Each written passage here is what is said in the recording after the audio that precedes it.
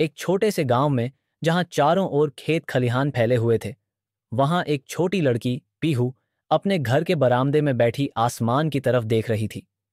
उस दिन मौसम कुछ अजीब था।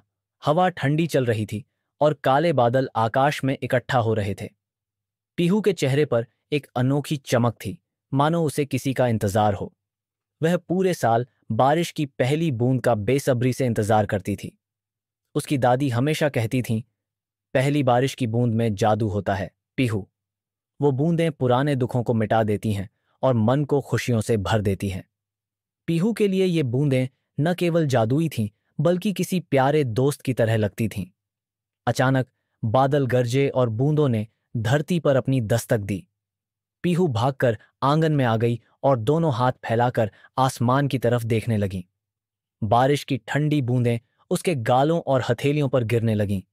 उसने आंखें बंद कर लीं और मन ही मन अपनी सबसे प्यारी इच्छा मांगी, काश पापा इस बार बारिश में घर आ जाएं। पीहू के पापा एक ट्रक ड्राइवर थे और महीनों तक घर से दूर रहते थे। हर साल की पहली बारिश में पीहू आस लगाए रहती थी कि उसके पापा इस बार घर आएंगे। लेकिन कई बरसातें बीत गईं और पीहू की यह छोटी सी ख्वाहिश अब तक अधूरी थी। लेकिन इस बार कुछ अलग हुआ। जब वह पानी में कागज की नाव तैराने लगी, तभी अचानक गेट की तरफ से किसी ने आवाज दी, पीहू। पीहू ने चौंक कर गेट की ओर देखा। वहां उसके पापा खड़े थे, भीगे हुए, हाथ में एक छाता पकड़े। वह खुशी से चीखती हुई दौड़ी और पापा के गले से लिपट गई। पापा ने मुस्कुराते हुए कहा, देखा, इस बार तुम्हारी बारिश की बूंदों ने सच में जादू कर दिया। पीहू की आंखों में खुशी के आंसू थे, लेकिन उन आंसुओं को बारिश ने चुपचाप अपने भीतर समेट लिया। आंगन में गिरती हर बूंद अब और भी प्यारी लग रही थी, क्योंकि इस बार वह सिर्फ पानी की नहीं, खुशी और सपनों की बारिश थी।